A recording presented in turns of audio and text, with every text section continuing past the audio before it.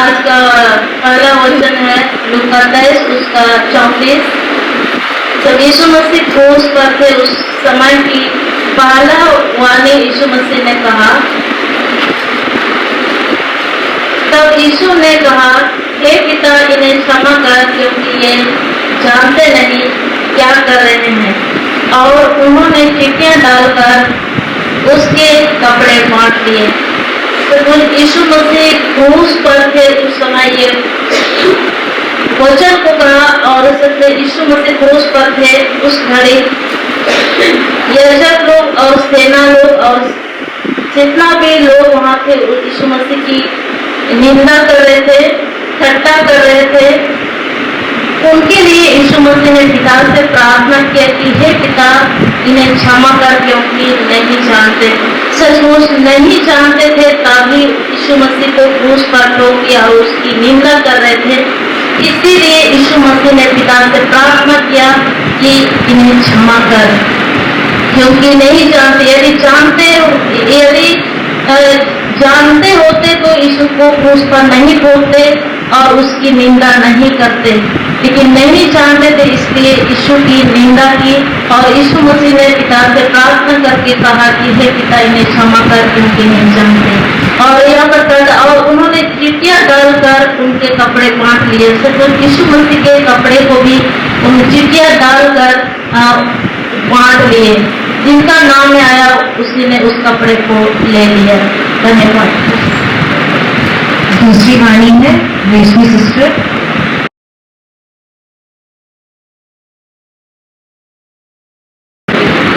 वचन है लूका 23 का 43।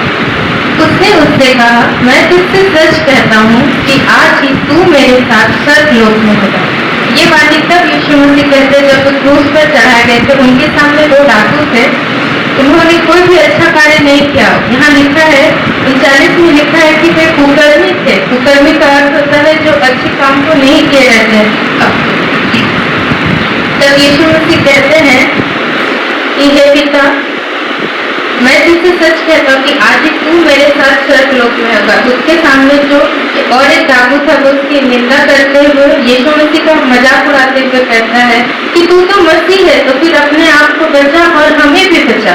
तो दूसरा जो डाकू रहता है वो उसको डांट कर कहता है कि तू परमेश्वर से भी नहीं डरता है। हम जो किए हैं हम तो उसका फल को पा रहे हैं, उसी के अनुसार न्याय के अनुसार हम दंड पा रहे हैं। तो ये मनुष्य ने तो कुछ भी नहीं किया है, इन्होंने कुछ भी अनुचित कार्य नहीं किया है, फिर भी वो क्रूस पर चढ़ाया गया है। जब वो ऐसा कहता है तो यीशु मसीह की जब वो निंदा कर रहा होता है तब वो कुछ भी नहीं बोलते, यीशु मसीह को देख रहे होते। जब वो दूसरा डाकू जब डांट के उसको बोलता है तो परमेश्वर उसके मन को जांच लेता है और वो बोलता है कि क्या तो परमेश्वर से भी नहीं रहता है। तो फिर जब वो ऐसी बातों को करता है यीशु मसीह उसके मन को जांच रहा होता है तो फिर वो ऐसा इसलिए बोलते हैं कि मनुष्य ने कुछ कार्य नहीं किया। उस समय वो जब क्रूस पर चढ़ाया गया तब वो अपने पापों को पश्चाताप कर रहा होता है। दूसरा डाकू जो कहता है कि हम लोग तो अपने कार्य के अनुसार फल को पा रहे हैं। तो यीशु मसीह को बोलता है यीशु जब तू अपने राज्य में आए तो मेरी सुधीर रहना, मुझे मत बोलना। यीशु मसीह तब उससे कहता है मैं तुझसे सच कहता हूँ, क्योंकि शायद उसे लग रहा होता है कि मैं शायद वो अपने में डाउट रख रहा होता है कि शायद ये हो भी सकता नहीं। तो यीशु मसीह उससे कहते हैं मैं सच कहता हूँ कि तू आज ही मेरे साथ स्वर्गलोक। तीसरी वाणी यूरी सिस्टर यूहन्ना 19 का 26-27।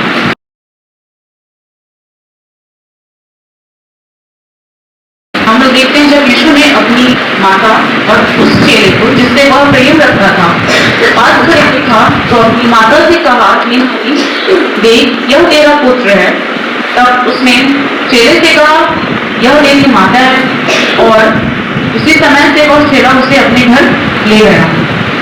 ये जो वाणी है यीशु मसीह ने तब कहा था जब वो क्रूस पर थे, वो काफी वेदना में थे, काफी दुख में थे, लेकिन उसके बावजूद भी उनको जब वो पिता की आज्ञा का पालन कर रहे थे वो आज्ञाकारिता में थे, लेकिन फिर भी वो क्या करते हैं कि अपनी जो सांसारिक माता है उनका ख्याल उनको रहता है। यीशु मसीह हमसे इतना प्रेम करते हैं कि एक एक बातों को वो ख्याल रखते हैं और इसलिए वो अपने सबसे जो डियरेस्ट प्रिय कहता है किसी और को भी नहीं, लेकिन उन्हें उसने जिम्मेदारी दी कि उनका टेक केयर करने के लिए, देखभाल करने के लिए, जिनको वो अपने सबसे प्रिय जानते थे। शॉर्टी वाणी इक्वल सिस्टर, मत्ती 27 का 44।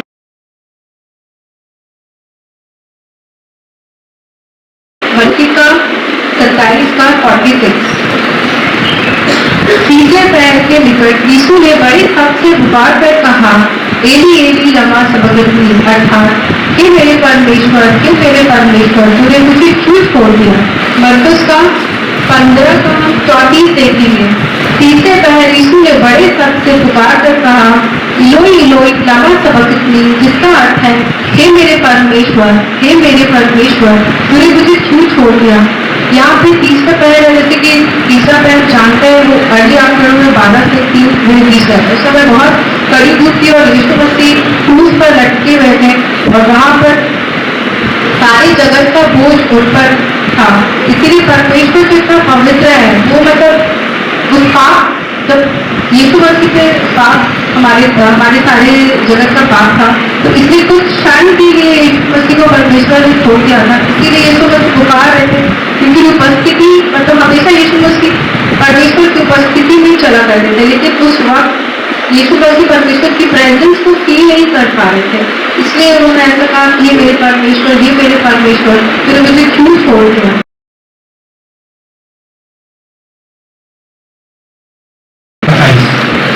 इसके बाद यीशु ने यह जानकर कि अब सब कुछ पूरा हो चुका, इसलिए कि पवित्र शास्त्र में जो कहा गया वह पूरा हो, कहा मैं प्यासा हूं।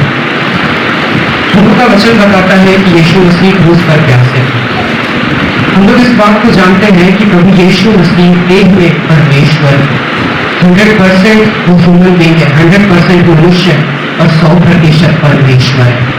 लेकिन जब वो देखते हैं तो वो बिल्कुल हमारी तरह, बिल्कुल हमारे समान, जैसे हमको भूख लगती है, जैसे हमको प्यास लगता है, जैसे हमको दर्द होता है, तकलीफ होती है, वो सब बातों को सह रहा है। और उसके बाद वचन में लिखा है, क्रूस पर कहता है मैं प्यासा हूं, मैं प्यासा हूं।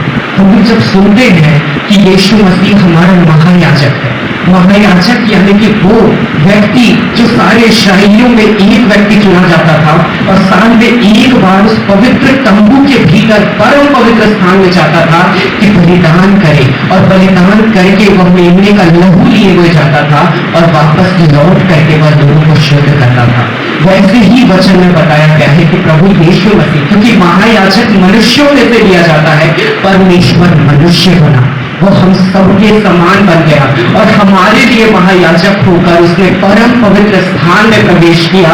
और जब वो प्रवेश कर रहा है तो जैसे हम सब प्यासे थे परमेश्वर से अलग होकर, जीवन के जल के लिए प्यासे थे, परमेश्वर के बिना तड़प रहे थे, संसार में खोज रहे थे, ढूंढ रहे थे कि हमको जल कहाँ मिले, हमको संतुष्टि कहाँ मिले, हम कहाँ से तृप्त हो जाए।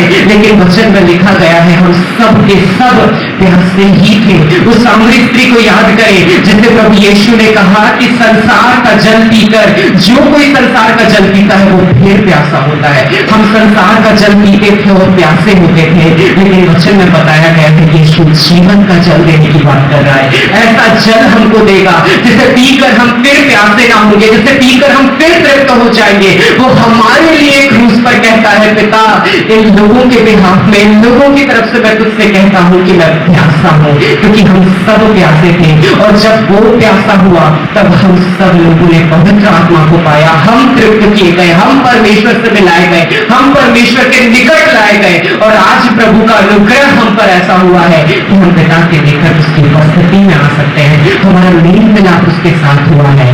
धन्यवाद।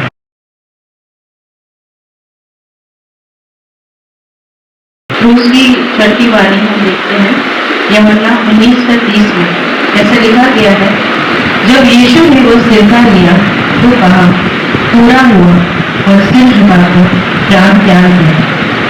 जब वो सिरका लिया दैट मीन्स कि वो ह्यूमन बीइंग ही था और वो शरीर में वो मर गया था, लेकिन फिर तीसरे दिन जी उठा था। और उसकी व्यवस्था यहाँ पूरा इसलिए होता है क्योंकि पुराने नियम में भी हम देखते हैं कि मूसा के समय में भी की व्यवस्था दिया गया था, और वो सब व्यवस्था इतना कठिन था। अगर हम उस जगह रहते तो हम लोग उसे नहीं सहन नहीं कर पाते, लेकिन यीशु मसीह ने आकर के वो व्यवस्था को पूरा किया उसने, और एक एक चीज उसने जो कहा, यहाँ पे सिर्फ वो पूरा हुआ लिखा गया है, लेकिन उस पूरा हुआ में उसने अपने आप को बलिदान दिया, पिता की आज्ञा को पूरा किया, एक दूसरे को क्षमा किया, एक दूसरे से प्यार किया। आज वो हम लोग सीखते हैं और हम लोग उसको कंटिन्यूएशन में रखते हैं, और उसे आज हम लोग जब यहाँ बैठे हैं तो उसे हम पूरा कर रहे हैं। हम यही जानते हैं कि पुराने नियम में बहुत कठोर रहता था ये सब चीजें, लेकिन हम जब नए नियम में देखते हैं कि यीशु मसीह ने आकर के इसे जब पूरा किया है तो हम आसानी से हम जी सकते हैं।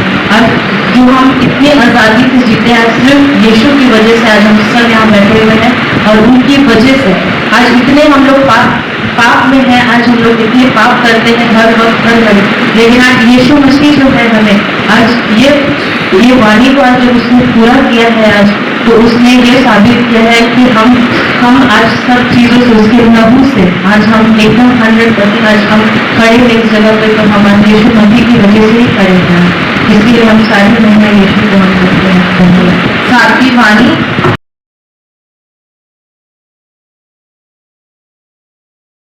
सबसे पहले प्रभु यीशु को धन्यवाद। आप सभी को जय मसीह की, और सेलिब्रिटी को भी बहुत बहुत धन्यवाद कि उन्होंने हमको इतना अच्छा मौका दिया बोलने के लिए प्रभु का जो वाणी है। लूका 23:46 ये कितना है, अपनी आत्मा तेरे हाथ में सौंपता हूँ। आइए हम सातवें वाणी की अध्ययन करें। यह आखिरी वाणी सबसे महत्वपूर्ण वाणी है। यह वाणी यह उस बात को दर्शाती है जो आत्मिक यात्रा यीशु ने शुरू किया, उसे विश्वासी के साथ अंत तक पूरा किया। यीशु की जो जीवन शैली हमें बहुत ही प्रेरणा देती है कि जिस आत्मिक दौड़ में हमें है, अंत तक इसे पूरा भी करें। शुरू से अब तक हर वाणी में हमें सुना है कि यीशु किस तरह हमारे प्राणों के लिए अपने प्राण का बलिदान जोखिम में उठाया। आज शोक का नहीं, आनंद का दिन है। आज प्रभु हम सबों को आनंद दिया है। यीशु मसीह हम सबों को क्रूस में अपना बलिदान दे के हम सभी को आनंद दिया। आज हमारे अच्छा समाचार मिलने को मिला। हाँ, प्रभु को धन्यवाद हो। आज शोक का नहीं, आनंद का ही दिन है, क्योंकि यीशु का उत्तम बलिदान वजह से हम परमेश्वर के संतान और वरिष्ठ ठहरे हैं। यीशु ने कहा, हे पिता, मैं अपनी आत्मा तेरे हाथ में सौंपता हूँ। यह वाणी हमें खुद को जांचने के लिए मजबूर करता है। क्या मैं और आप इस आत्मिक रीति से तैयार हैं कि अपने आत्मिक कार्य को पूरा सुकून से पिता से कह सके, मैं आत्मा तेरे हाथ में सौंपता हूँ। यह बात करने के लिए हमारे अंदर विश्वास और हिम्मत होना चाहिए। यह वही कह सकता है जो शरीर में रहकर अपनी आत्मिक दौड़ की सही से पूरा किया हो।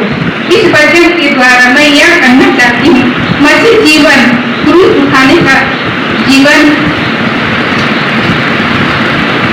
अगर हमारे जीवन में क्रूस नहीं तो हम मसीह के नहीं। इस वजह से मैं आप सबों को उत्साहित करती हूँ कि हमें भी पूरा विश्वास युक्ता के साथ क्रूस को उठाना है।